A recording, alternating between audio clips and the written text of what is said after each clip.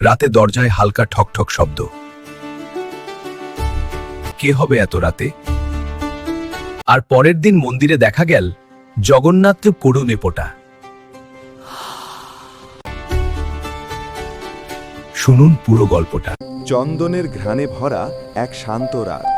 গ্রামের মানুষ সবাই ঘুমিয়ে পড়েছে, শুধু একটি ঘরে এখনো আলো জ্বলছে। সেই ঘরটি কমলা দেবীর। কমলা দেবী ছিলেন অতি দরিদ্র, কিন্তু হৃদয়ে ছিলেন অকৃত্রিম ভক্তি। প্রতিদিন রাতে তিনি একটু খিচুড়ি বানাতেন নিজের জন্য, আর মনে মনে হায় রে, ভাবতেন, যদি একদিন আমার হাতে বানানো খিচুড়িটা প্রভু জগন্নাথকে খাওয়াতে পারতাম।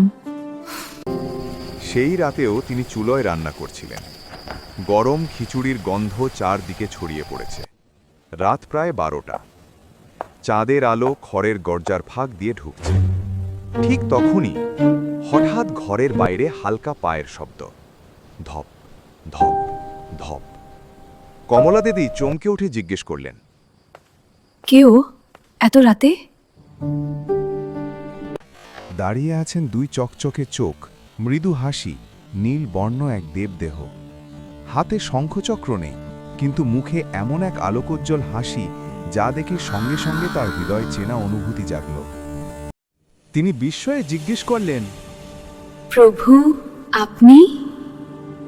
জগন্নাথ মৃদু হাসলেন, কোনো কথা বললেন না, শুধু খিচুড়ির হাঁড়িটার দিকে তাকালেন।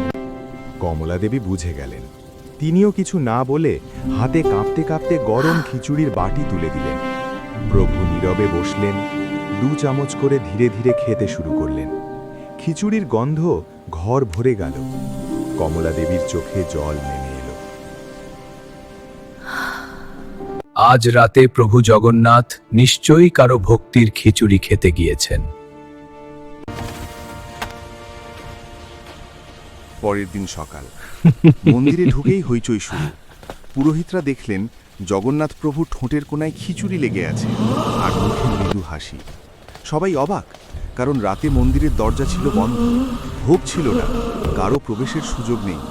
আজ রাতে প্রভু নিশ্চয়ই কারো ভক্তির খিচুড়ি খেতে গিয়েছেন।